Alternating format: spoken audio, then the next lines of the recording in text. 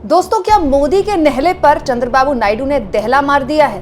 क्या देश की राजनीति में तोड़-फोड़ अभी बाकी है? ये सवाल मैं ऐसे ही नहीं उठा रही हूँ। कुछ ऐसा हुआ है जिसने बीजेपी के चाणक्यों को उनके उसी तरीके से पटखनी दी है, उनके उसी हथियार में पटखनी दी है जिसमें उनकी महारत हासिल है। हाल के सालों में जिस तरह से पार्टियां तोड़ी गई, सरकारें गिराई गई, सांसद तोड़े गए, विधायक तोड़े गए, कोई नई बात अब रही नहीं। लेकिन अचानक से कल हर किसी की नज़र, मेरी नज़र तो खास तौर पर इस खबर पर गई, क्योंकि ये खबर दोस्तों अपने आप में इस बात की बानगी है कि क्या टीडीपी के प्रमुख चंद्रबाबू नायडू मोदी अमित शाह को एक इशारा दे रहे हैं, इशारा कि अगर छेड़ोगे तो छोड़ेंगे नहीं। दोस्तों, बड़ी दिलचस्प खबर है ये, आंध्र प्रदेश से आई है, इसीलिए गोदी मीडिया आपको दिखाता नहीं है। हुआ ये कि आंध्र प्रदेश में जो प्रमुख विपक्षी दल है, जिनकी सरकार गई और उसके बाद चंद्रबाबू नायडू ने सरकार बनाई, वाईएसआर कांग्रेस। तो वाईएसआर कांग्रेस के 2 राज्यसभा के सांसदों ने इस्तीफा दे दिया अपनी पार्टी से, और सुनने में आ रहा है कि बहुत जल्द वो टीडीपी में शामिल हो सकते हैं। अब आप कहेंगे कुमकुम, आंध्र प्रदेश में तो चुनाव भी नहीं है, लोकसभा चुनाव भी निपट चुके हैं, दोनों ही चुनाव निपट चुके हैं और दोनों ही चुनाव में टीडीपी ने बहुत अच्छा किया है। दोस्तों, एनडीए में बीजेपी सबसे बड़ा दल है, बीजेपी के 240 सीटें आई, और उसके बाद जो दूसरा सबसे बड़ा दल है वो टीडीपी है, 16 सीटें टीडीपी के पास है। तो फिर जब 16 सीटें लोकसभा के अंदर टीडीपी के पास हैं, तो उसको 2 और राज्यसभा के विपक्षी दलों के इस्तीफे क्यों करवाने हैं, विपक्षी दलों के सांसदों के इस्तीफे क्यों करवाने हैं? बात दरअसल दोस्तों राज्यसभा पर ही आकर टिक गई है। सुनने में आया है कि आलाकमान को ये बात बड़ी परेशान कर रही है, बीजेपी आलाकमान को, कि लोकसभा में तो खैर बीजेपी के पास बहुमत नहीं है, राज्यसभा में भी सरकार के पास बहुमत नहीं है, तो सरकार के लिए कोई भी बिल पास करना इतना आसान नहीं है। राज्यसभा में पहले वाली स्थितियां नहीं रही, तो बीजेपी हर लिहाज से चाहती है कि वो अपना घर मजबूत कर ले राज्यसभा में। लेकिन दोस्तों, बीजेपी ऐसा कुछ करे उससे पहले ही ऐसा लगता है कि टीडीपी के प्रमुख चंद्रबाबू नायडू ने साफ संदेश आलाकमान को दे दिया है बीजेपी के, कि इधर अगर तोड़फोड़ हुई तो सोच लीजिए कि अगर उनके सांसद हम तोड़ सकते हैं तो हम किसी के भी सांसद तोड़ सकते हैं। यहाँ दिलचस्प यह है दोस्तों कि राज्यसभा में सांसद तोड़ने और पाला बदलने का सिलसिला पिछले 1 महीने से चल रहा है। तो ये खबर जब कल आई तो सिलसिलेवार तरीके से अगर आप हाल के दिनों का घटनाक्रम देखें तब आपको पूरी कहानी समझ में आएगी। 1 अगस्त की खबर है दोस्तों, बीजेडी ओडिशा में जिनकी सरकार थी, बीजू जनता दल, उनकी एक राज्यसभा सांसद ममता मोहंतो ने इस्तीफा दे दिया। इस बीच मैंने आपको कुछ दिन पहले एक खबर दिखाई थी जिसमें मैंने आपको बताया था कि एक बहुत बड़े स्तर पर एनडीए के अंदर ऑपरेशन लोटस की तैयारी हो गई है। लोग ये सोच रहे थे कि नीतीश कुमार या चंद्रबाबू नायडू की पार्टी टूट सकती है, लेकिन टूटने की कगार पर आने को तैयार है चिराग पासवान की पार्टी। वो चिराग पासवान जिनकी पार्टी पहले भी टूट चुकी है, पशुपति पारस उनसे उनकी पार्टी छीन चुके हैं। जब चिराग पासवान के पिता रामविलास पासवान का इंतकाल हुआ तो उनके अपने चाचा ने उनसे उनकी पार्टी छीन ली। हालांकि बाद में चिराग पासवान ने चुनाव लड़ा एनडीए के सहयोगी के तौर पर, और चिराग पासवान ने 5 सीटें जीती, अच्छा प्रदर्शन किया चिराग पासवान ने। लेकिन अब सुनने में आया है कि मोदी जी के इन हनुमान की खुद की पार्टी खतरे में है, और केवल 2 ही सांसद हैं जो चिराग पासवान के खेमे में है। 3 से बीजेपी संपर्क में है, आजकल काफी चाय वगैरह पी रहे हैं सांसद। और ये जो 2 सांसद चिराग पासवान के पास हैं, एक वो खुद हैं और एक उनके परिवार के सदस्य हैं। तो बाकी के जो 3 सांसद हैं वो कभी भी पाला बदल सकते हैं। तो आप ये सोचिए दोस्तों, कितना भयानक ट्रस्ट डेफिसिट है कि इधर चिराग पासवान की पार्टी को लेकर लगातार चर्चाएं गर्म हैं, उधर टीडीपी ने प्रेशर पॉलिटिक्स खेलते हुए अपने विपक्षी दल के 2 सांसदों से इस्तीफा करवा लिया, अपनी पार्टी में शामिल करवा लिया, ये दिखाते हुए कि अगर तोड़फोड़ उधर से हुई तो तोड़फोड़ इधर से भी होगी। और इन सब के बीच नीतीश कुमार को लेकर तमाम तरह की चर्चाएं हैं। बहुत सारे यूट्यूब चैनल्स आपको हर दिन यही बताते हैं कि नीतीश कुमार आज पलटी मार सकते हैं, कल पलटी मार सकते हैं। तो मैं आपको बता दूं दोस्तों, ऐसी किसी भी तरह की भ्रामक जानकारी मैं आपको नहीं दूंगी। नीतीश कुमार हाल फिलहाल पलटी मारने के बिल्कुल मूड में नहीं है। हाँ, ये जरूर है कि नीतीश कुमार कोप भवन में गए हुए हैं।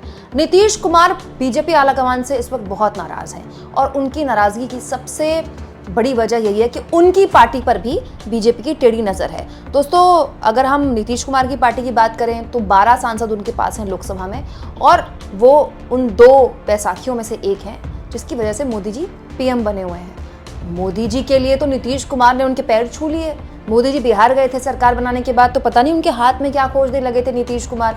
उसके बाद लोगों ने कहा था कि पता नहीं नीतीश कुमार को क्या हो गया, इतने जबरा फैन बन जा रहे हैं मोदी जी के। लेकिन अब नीतीश कुमार की भी बात समझ में आ गई है कि उनकी खुद की पार्टी पर भी संकट मंडराने लगा है, और ये संकेत अखबारों में छपने लगे थे हाल के दिनों में। दोस्तों ललन सिंह को लेकर देखिए, इंडियन एक्सप्रेस ने खबर छापी कि वक्फ संशोधन बिल जब सरकार लेकर आई तो एनडीए की तरफ से ललन सिंह खड़े हुए सरकार के समर्थन में। इस बिल के समर्थन में ललन सिंह ने जितनी मजबूती से अपनी बात रखी, सुनने वाले हैरान हो गए कि ललन सिंह जेडीयू के सांसद हैं कि बीजेपी के सांसद हैं। मतलब इतनी मजबूती से वो मोदी जी की तारीफ कर रहे थे और इस वक्फ बिल के समर्थन में अपनी बात रख रहे थे, जो बात जेडीयू को भी अच्छी नहीं लगी। देखिए इस खबर में साफ तौर पर लिखा है, 11 अगस्त की खबर है, Lalan Singh faces JDU heat for creating confusion over Waqf bill as Nitish aide flags Muslim concern.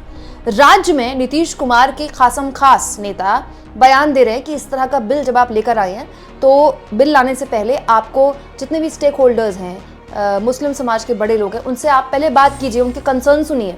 और केंद्र में बैठे ललन सिंह जो जेडीयू के कोटे से मंत्री बने हुए हैं, आजकल सुना है कि चाणक्य जी की काफी चाय वगैरह पी रहे हैं उनके साथ, तो वो ललन सिंह वक्फ संशोधन बिल पर इतनी सख्ती से सरकार के साथ खड़े हुए हैं, इतनी मजबूती के साथ सरकार के साथ खड़े हुए हैं कि पूरी की पूरी जेडीयू हैरान है कि ललन सिंह को हो क्या गया है। हालत ये हो गई दोस्तों कि वक्त रहते नीतीश कुमार ने एक्शन लिया और प्रदेश कार्यकारिणी कमेटी को पूरी तरह से भंग कर दिया।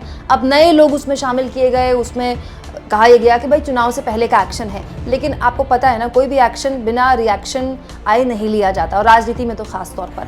यही नहीं दोस्तों, सुनने में तो ये भी आया है कि एकनाथ शिंदे की शिवसेना जिनके पास 7 सांसद हैं, उनके भी कुछ सांसद महाराष्ट्र में चुनाव के बाद पाला बदल सकते हैं। आपको पता ही है दोस्तों, महाराष्ट्र में बीजेपी अच्छी स्थिति में है नहीं, और चुनाव कितने भी लेट करवा लिए जाएं, इस साल के अंत में तो चुनाव होने ही हैं। तो ये भी हो सकता है कि 7 सांसद जो एकनाथ शिंदे के हैं, उनमें से एक बड़ा चंक एकनाथ शिंदे का साथ छोड़कर बीजेपी में शामिल हो जाए या फिर इस्तीफा दे दे।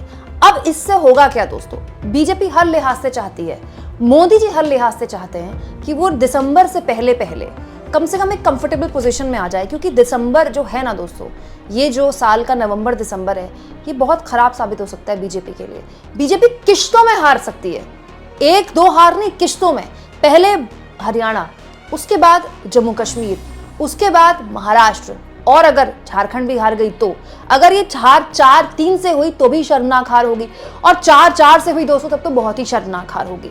उसके बाद ब्रांड मोदी और उसको धक्का लगेगा, और गठबंधन के राजनीति में दोस्तों, जब सबसे बड़ी पार्टी का सबसे बड़ा चेहरा, प्रधानमंत्री पद का चेहरा कमजोर होता है राजनीतिक तौर पर, जब उसे हार का बैक टू बैक सामना करना पड़ता है, एक राज्य से दूसरे राज्य, दूसरे राज्य से तीसरे राज्य, चौथे राज्य, तो सबसे बड़े विपक्ष की भूमिका में जानते हैं कौन आते हैं? ना विपक्षी नेता नहीं, सरकार के अंदर जो सहयोगी होते हैं, वो होते हैं सरकार के अंदर विरोधी, सरकार के अंदर के विपक्षी, जो सरकार में शामिल होते हैं लेकिन बात बात में सरकार को आग दिखाते हैं, और वो तो अभी दिखा रहे हैं।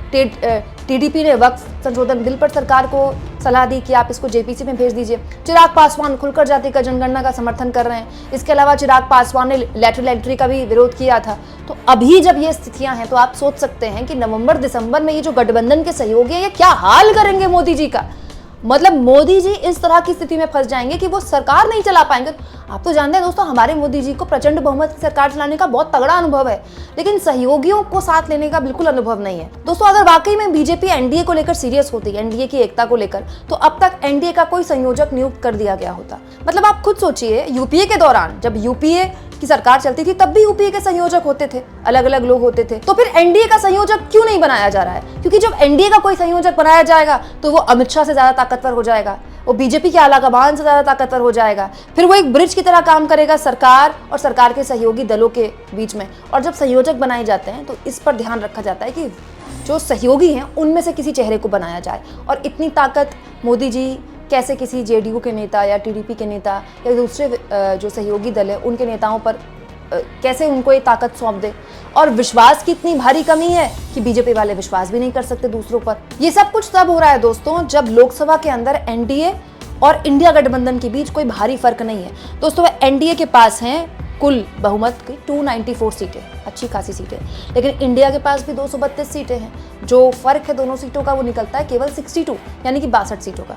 यहाँ मैं फिर कह रही हूँ कि कोई सरकार नहीं करने वाली मोदी जी की, लेकिन जब चुनाव में आप लगातार हारते हैं ना, तो आपके सहयोगी भी सोचने लगते हैं कि इस नेता के साथ जुड़े रहने में मेरा क्या भविष्य है, इस नेता के सरकार के साथ लगातार बने रहने में मुझे क्या मिल रहा है, मेरी पार्टी को लॉन्ग टर्म कहीं नुकसान ना हो जाए। तो धीरे धीरे आपके सहयोगी आपका साथ छोड़ने लगते हैं। तब भी सरकार तो नहीं गिरेगी, लेकिन ये गठबंधन और कमजोर होता जाएगा, इसमें लोग और कम होते जाएंगे। हो सकता है कि वो जो साथ छोड़ रहे हैं वो एनडीए को छोड़कर इंडिया में शामिल भी ना हो, लेकिन अपने आप में एनडीए कमजोर होना मतलब सरकार कमजोर होना, सरकार कमजोर होना मतलब मोदी जी कमजोर होना, जो ऑलरेडी काफी कमजोर है। इसीलिए 2-2.5 महीने में न जाने कितने अलग अलग फैसलों पर मोदी जी को रोल बैक लेना पड़ा। यही स्थितियों से खुद को बचाने के लिए राज्यसभा में ऑपरेशन लोटस पहले ही चला दिया टीडीपी ने, और इसके जवाब में सुना है कि लोकसभा के अंदर ऑपरेशन लोटस शुरू हो गया है एनडीए के अंदर। मतलब आप सोचिए, जो पार्टियां सरकार का हिस्सा हैं उनके बीच में कितना भयानक ट्रस्ट डेफिसिट है, विश्वास की इतनी कमी है इस गठबंधन में। तो ये गठबंधन कैसे 5 साल खींचेगा? आपको क्या लगता है दोस्तों, क्या वाकई में मोदी के नहले पर चंद्रबाबू नायडू ने दहला जड़ दिया है और जबरदस्त संदेश दिल्ली दरबार को दे दिया है कि खबरदार, अगर इधर आपकी आंख गई तो फिर खेल हम भी कर सकते हैं? कमेंट बॉक्स में जरूर लिखें दोस्तों, और जितना हो सके दोस्तों चैनल को शेयर भी करें, सब्सक्राइब भी करें, और थैंक्स फॉर ज्वाइन। ये 2 ऑप्शन हैं जिसके जरिए आर्थिक तौर पर भी आप चैनल के हाथ मजबूत कर सकते हैं।